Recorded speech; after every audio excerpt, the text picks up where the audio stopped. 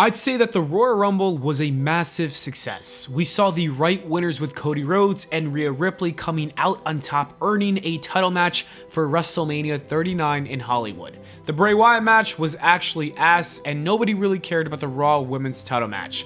However, the highlight of the night was the heartbreaking segment that took place after the Roman Reigns and Kevin Owens title match. The Bloodline came out to congratulate the tribal chief, and the group then proceeded to viciously attack Kevin Owens. We saw multiple super kicks, Samoan spikes, and chair shots, but that wasn't enough. Roman Reigns wanted to inflict some more pain onto Kevin Owens. He handcuffed him onto the ropes and grabbed a chair. He had his eyes set on hurting Owens to teach him a lesson to never mess with the Bloodline again. That is when Sami Zayn jumped in to tell the undisputed champion that KO sustained enough damage. This wasn't a good idea, as Zayn's final test required him to be the one to assault his former best friend. And when there were doubts from Sami Zayn, we saw frustration from the champion. He was unhappy with the hesitation. After enduring beratement from his leader, Zayn turned on Reigns and stood up for himself and his friend. It might have been the loudest reactions we've heard in wrestling history. 50,000 people were screaming as loud as possible. Of course, we saw the Bloodline completely implode because of this. Roman Reigns was betrayed, Sami Zayn was destroyed, Jey Uso was left emotionally broken, and the segment ended with loud "fuck you Roman" chants. This was the greatest segment we've seen in wrestling history. This was peak storytelling. The WWE produced art. I've never been so glued to my TV screen. You could have literally not booked this any better because it was perfect and it broke my heart at the same time. With that being said, I want to analyze each wrestler involved and dissect this masterpiece. We need to talk about Roman Reigns first because he was absolutely outstanding in that segment. In fact, he's been the greatest wrestler in the world since his transformational heel turn in 2020, and his performance at the Royal Rumble continued to prove that. The way he managed to tell an emotionally beautiful story through his facial expressions and acting is unmatched. The craziest thing about this is that he never had this until a few years ago, and then it exponentially got so much better throughout the last 3 years. When he was scolding Sami Zayn, I felt his anger and his frustration. When he was explaining that this would be the only way for Sami Zayn to elevate his career, I believed him. And when he reacted to the chair shot to the back, I felt a bittersweet emotion. On one hand, I was ecstatic to see Zayn finally stand up for himself, but at the same time, I relived the experience of Seth Rollins betraying the Shield in 2014. Roman Reigns made me and the entire WWE Universe feel all these different emotions, and to accomplish something like that, you've got to be one of the best in the game. And Roman Reigns is exactly that.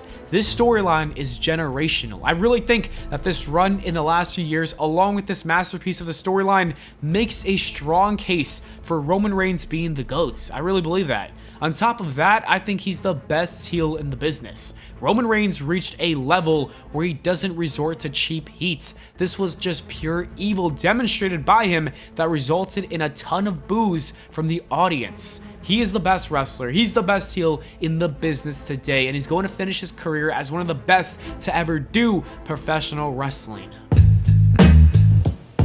The next person we need to talk about is Sami Zayn because he's been equally as good as Roman Reigns since entering this storyline. When Sami Zayn first started appearing with the Bloodline on segments on SmackDown, I didn't think too much about it. However, he's made it work better than anyone could have ever expected. I don't think Hunter even thought that it was going to become this good because the plans were for him to split from the group at the end of last summer. Then he got extremely over with the crowd, and he's been a major key part of the greatest storyline we're seeing in WWE history. Without Sami Zayn, this simply just doesn't work. I can't think of a single person that could fit in this role. I like to point out that the way they produced the split was actually perfect. This wasn't a scenario where Sami Zayn was secretly planning the entire destruction of the Bloodline. No, that would have been too forced and corny. Instead, it's the story of a man who wanted to be a part of a family that would treat him with respect. For the majority of his career, he's been an outsider. Nobody liked him. Nobody saw value in him. That was until Roman Reigns, and now he finally felt accepted. It was beautifully told, everything was great until he witnessed the pure evil in the tribal chief. At some point, Zayn realized that this man is dangerous. Even though he doesn't have the same relationship he once had with Kevin Owens, we still saw that Sami Zayn still has a soul and he still has some empathy in him. There's still some good despite being around such a toxic energy. Sami Zayn had the option to step on Kevin Owens to get on the top or do the right thing, and he chose to do the right thing and immediately backfired. God damn, that split was flawless. It deserves an Oscar. Sami Zayn's performance was so good that fans want to see him dethrone Roman Reigns. That is the payoff that the people want to see. Unfortunately, I don't think we're getting that. That could change, but as of right now, it's not looking like it. At the end of the day, this storyline and that particular segment proves that Sami Zayn is one of the best right now in the world. He's top 5, and I cannot wait to see his title match in his home country against Roman Reigns. It is going to be crazy. And the last people we need to talk about is Jimmy and Jey Uso, because this segment would not have hit so many different emotions without their role. I absolutely love how Jimmy Uso didn't hesitate to attack Sami Zayn after the chair shot. This is the brother that we all thought liked Zayn more, but we were very wrong. When it comes to Jimmy, he's always going to put his family first, regardless if they're doing the right or wrong thing. Jey Uso had a totally different reaction. He did not join in on the assault. Jey watched the entire thing go down in pure disgust and sadness. As we saw on Raw, he's become very good friends with Sami Zayn. The two really developed into a beautiful friendship.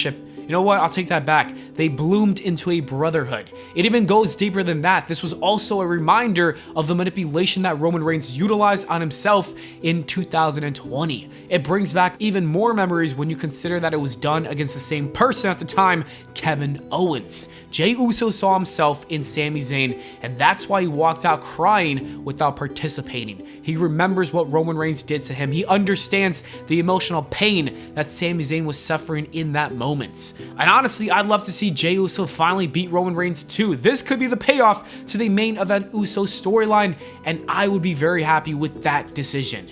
Jey Uso was so fucking good in that segment, it is unbelievable. With all that said, that leaves us with one more question. Well, I think we left the Royal Rumble with more questions than answers. Should Sami Zayn be the one to dethrone Roman Reigns? Is Jey Uso going to turn face and finally get retribution from 2020, since he's clearly still holding on to that trauma to this day? How does Kevin Owens feel about Sami Zayn standing up for him? Do we still want to see Cody Rhodes versus Roman Reigns? So many questions, but one thing is for sure, and that is that the Bloodline segment broke my heart on Saturday. It was a roller coaster of emotions. I've never felt so many different feelings. That was easily the best storytelling we've seen, and I trust Triple H to ensure we get a proper ending to this amazing, beautiful, perfect, greatest storyline. Anyways, that is it for the video, guys. Thank you so much for watching. Let me know your predictions in the comments below, and I'll see you all in the next video.